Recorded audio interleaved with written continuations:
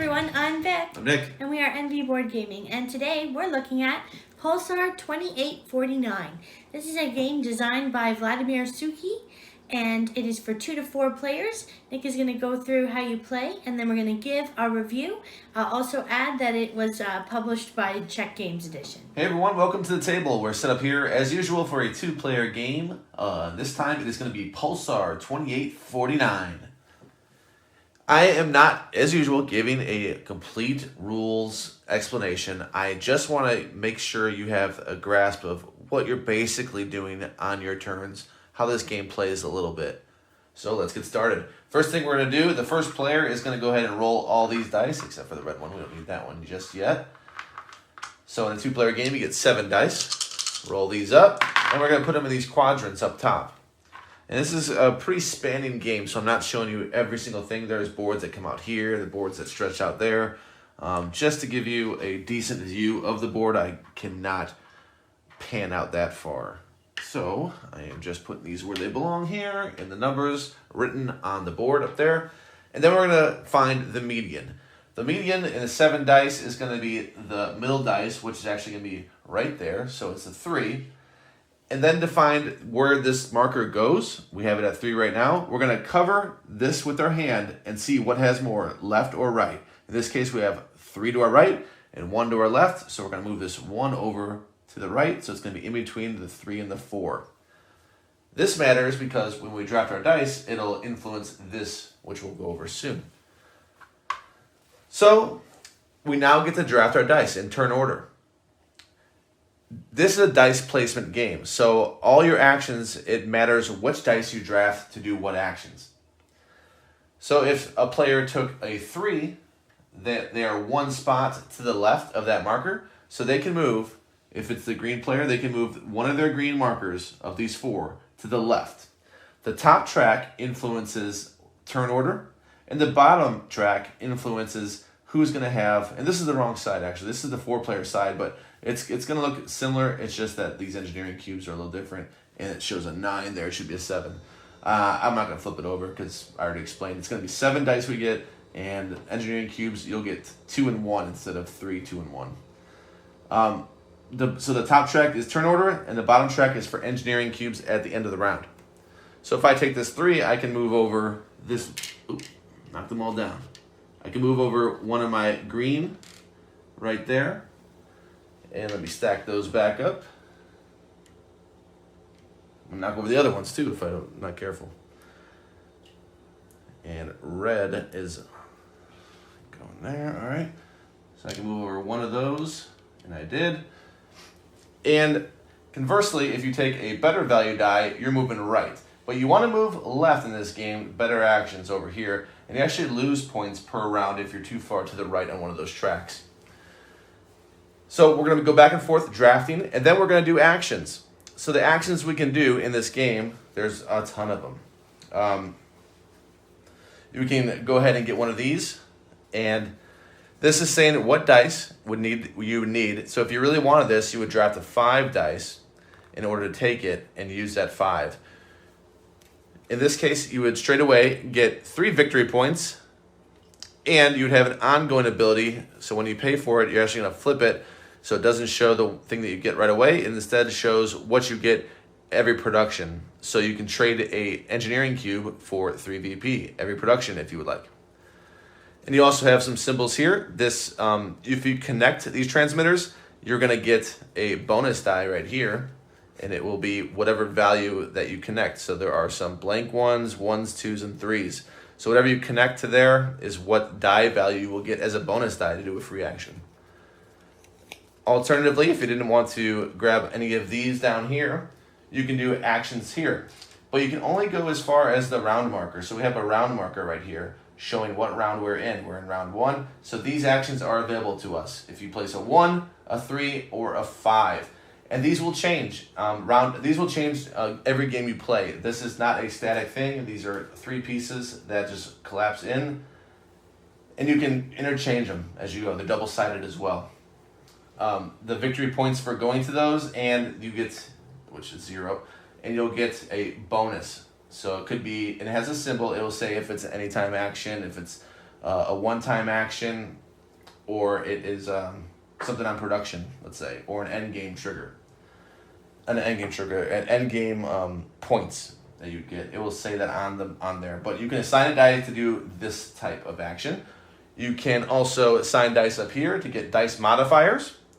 You can assign a 1, 2, or 4 here to get one of these. So if you want to spend a 4 to get a 3 value, when you this is for pulsars. Pulsars over here we'll go over. Right here, these are the pulsars, and these are the planet systems. So if you don't want to get any of these, you don't need a pulsar to get these. You can just go ahead and take that. But to trigger it, you're also going to need to spend a die to trigger it as well. So you can see that for the large ones, you're going to need a 6. So also, alternatively, on your turn, you can move. You can go ahead and move your ship here. You can see green player decided to start here, and the red player decided to start there. So if I were to move, if I were to use that 3 I drafted to move, I would move 3 spaces. Now, for argument's sake, let's say I took the 2. I could just go 1, 2, and land on one of these systems. And that flips over. I get a reward showing there because I stopped. Had I not stopped, I would not get that reward. I did stop. I can mark one of these life planets here. It looks, you can tell because it has water. It looks, other ones look like dull. They're lifeless planets right here. In a 2-player game, there will be some that are blocked by a neutral color. In this case, there are none. In this one I happen to take. But if there were, you would see something like this, where it has a number here and shows that only in a 4-player game is this lifeless planet in play. So if I stop there, I will take that, and I will get that bonus action. In this case, it is a bonus die of value 1. So that is this. That represents the bonus die, but I can just go ahead and spend a 1 right now or later this round. But you don't spend it, you lose it if you try to hold on to it for the round. I can spend a 1 value to do something. Maybe I'll take a dice modifier. Maybe I'll do this action that shows a 1. And then, for instance, this one says that we can, all game, if I did this one with the 1, all game, if I go through a green jump gate, if I go through the green areas right here, these paths, if I visit them, I get to treat the dice as plus or minus 1. That is going to be that ability right there. So I can do that. I don't have any modified right here that are 1s. I have a 4, 6, and 5, so I would not do that, but I could get another one of these, so forth. So that is an action to actually just travel. And you can get these planets, you can land on pulsars. So if I took the 3 instead of the 2, I wouldn't have this. And instead, I would go that pulsar, 1, 2, 3. Now I can claim that if I land there. So to claim that, I'll go ahead and put one of these rings around it. And we'll say that I had that 3. It's a free action to go ahead and play this 3 on it, but it will not flip over until I place a 6 as well. So if I drafted, let's say I drafted, you only get 2 actions. I should note that. You only get 2 to draft 2 of those. If I drafted a 3, I would get a 3 to move, and I would have to pay a 4, let's say, to draft it, to get this as well. And my turn would be done, and it would look like this. I'd be on this spot, and I would have this claimed right here, and hoping to get a 6 at a later time. Then I can go ahead and flip it, and you'll notice that becomes a production. So every time we will go ahead and count those victory points each time we produce. So in order, a lot of this stuff was already done at the beginning of the game, so we're not going to do that. So from now on, in the production phase, after we're done placing our 2 dice, we are going to go ahead and determine the new order of play that is represented here. In this case, if it were to end like this, green would be the first player, and then so it would actually be the same. Had red moved over, let's say they took the 3 and moved over once, they would be on top of the green right here, and they would be the first player because they're on top. So as it is, this is actually not going to change. Then we are going to go ahead and hand out engineering cubes. What that means is now we're looking at this. So it's actually red, green, red, green. So red is in first. They would get 2 engineering cubes. Second place would get 1 engineering cube. And third place would get 1 victory point. And again, that depends on how many players you are playing with. That is how a 2-player goes. And you can see, since I have the board in the wrong way, the 4-player is 3 cubes for first, 2 cubes for second, and 1 cube for third. So that is different than a 2-player game. So we hand out engineering cubes as it says. We're going to take initiative and engineering penalties. Well, that doesn't apply because nobody is this far down. We're going to gain points for cubes on online transmitters. An online transmitter is one of these that is in your possession that's flipped over. So remember, in my example, you can now at this point pay a cube to get 3. Now, why it says online, you would think they're always online, but that's not true because later in the game, and here we have an example right here, there are 2 dice. So you can just put 1 here to claim this, but it wouldn't be online until you have the other one to go ahead and make it online, in which case you can flip. And then if you wanted to connect, you have to, at that point, if you had one already in your tableau, at that point when you collect the same one, you have to decide if you would like to connect these, and you get that one-time bonus. So that is online transmitter. Score points for spinning gyrodons. If that's right here, you got this spinning. That is called what is spinning when you flip them. So you would get 3 points for that and each other one that might be spinning out here. You're going to score points for certain technologies we went over. Some of these would give you points on the round end, as like this one where it shows the end of round symbol on there. We can now discard the remaining transmitters and turn 3 new ones up. So these would go away. If there are any left, these would go ahead and get discarded. And we would get 3 new ones for the next round. Move tokens to unlock second patents on technologies. In a 2-player game, we don't have to do that. There is one only. Whoever takes it is not going to allow room for another player. So you take it or not. Vic and I couldn't take the same technology, for instance. But that does apply in more players. And then we're going to advance the time marker, which is this. This will keep track of the game flow. So this will mean that we're going to the second round. When it gets to the top, it will be end game. But this also opens up this set of actions as well. Just more dice placement actions you can choose from here. And we're going to keep repeating that. End game is going to look... These are all going to be, a lot of these are going to be explored. You're going to see at the back, you're going to get points for how many markers you have on planets. The more, obviously, the more points. Gives you a good incentive to travel more. You're going to get all kinds of points from various things, but you always know it based on, so like the first person that gets 2 of these, for instance, these 3 values is going to get 7. It's the same with the 2 values and the 1 values. As soon as you have them on the board, you own them with this ring, with your color ring. You're going to get those bonuses, and it descends too. So 7, and the next person to do it will get 4, for instance, in a 2-player game. You're going to get so many points different ways. You're going to get points. Turn order is going to give you points. There's going to be points at the end game for here. You can see these are all end game points. You're going to have agendas right here. For instance, if you have 4 transmitters online, you can get 7 victory points. If you spend 3 engineering cubes, you can get 7 more in that case. And there's 3 of these. These will change throughout as well. Those are double-sided, as you can see. And just note that at the end of the game, if you did accomplish that, you will get that first one. But then from then on out, you have to pay engineering cubes to unlock these other ones. So this one would cost 5 engineering cubes if you want all 15 points for this one agenda. Otherwise, you'll just get the 5, or if you can only pay 3, then you'll get 10. That's the gist of what you're doing. There's a lot more. There's a technology board, but again, these are just placement actions. When you go ahead and do those actions, these are one-time actions. So if you placed a 4 here, you would cover this up and do that action.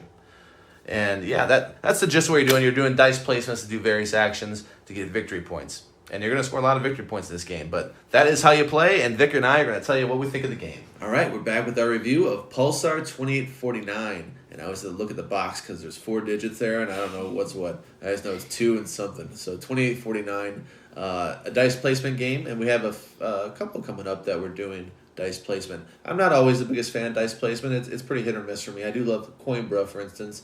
That might be my favorite dice placement before this review and our next one. But going into dice placement, Coinbro I think was one of my favorites, if not my favorite. There are some other good ones out there. Dice Hospital I think was a dice placement. That was fun. What else? We did Farlight in this channel. Thought that was all right. We did quite a few actually. But Coinbro probably my favorite going into this review. Pulsar 2849. A lot of things going on in this game. A lot of options. More than any other dice placement game I've played going into this review. I think this would probably take the cake. A lot of them have ranges, like you can do less, at least 4. If it shows a 4 dice, at least 4. This one, you got to put a 4 there. Yeah, and you got to figure out how to make it work. Yeah. Even the modifiers, it's you have a 2 modifier. It's a 2 modifier. It's not a take or leave it. Not wishy-washy. No, yeah. you add 2 and that's it. Yeah, plus or minus on the ones though, at least. Yeah. So I'll say straight away, I like the game. It has, if you notice the box, it has a seal of excellence. So somebody at Dice Tower gave it at least an 8.5. I believe Tom Vassell is who really loves this game. I'm not quite there. I do like the game a lot, though. I'm happy to play it again, and I look forward to playing it again. It's a great designer. Underwater Cities he did as well, so I always tout that. If he does Underwater Cities, then he's a great designer by default. Big board. I couldn't even fit the whole thing on it. It just spans out so far one and way. you have to have the longest arms in the world to reach the top. Yeah, there's no good way to reach anything really, unless it's right in front of you. But you got the track way up there. You got the thing that spans out so one person can't reach it. There's got the other person has to do it. Yeah. But you got a lot of options, and then you get more and more as the game progresses. Do you have a thing that stands out that you really like about Pulsar? Is there anything in particular, or?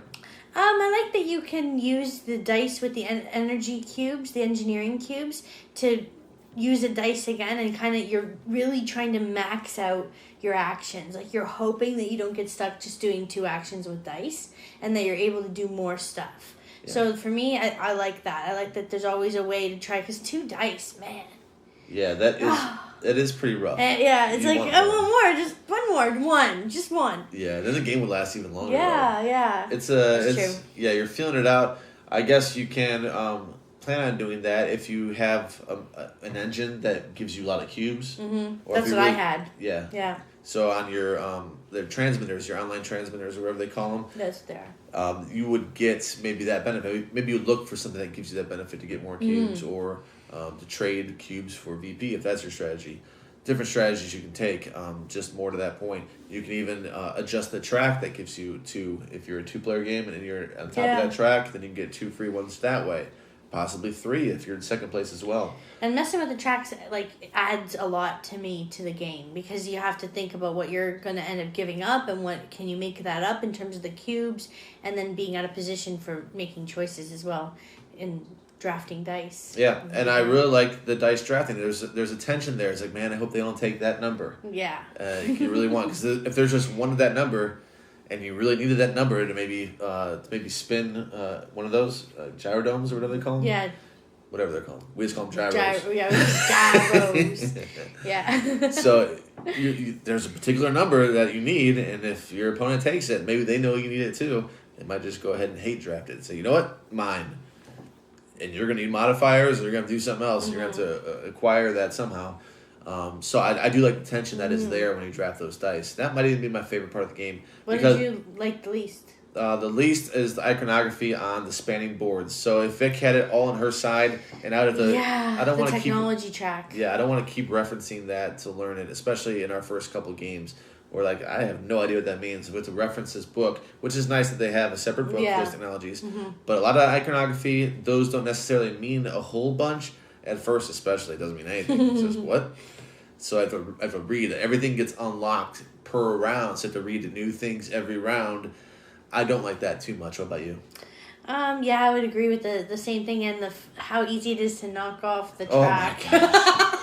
I think he did that during his explanation, and it kind of just drives me nuts. Like I would just like the dice to, or the tokens to just be on top in some kind of in ridges. How about ridges like poker chips? Yeah, just click together like that. Yeah. That'd be nice. But they're probably the same pool that came out of Underwater Cities, which aren't as nice either. Those same type things. Discs, Yeah, those same type discs. These are a little bit bigger.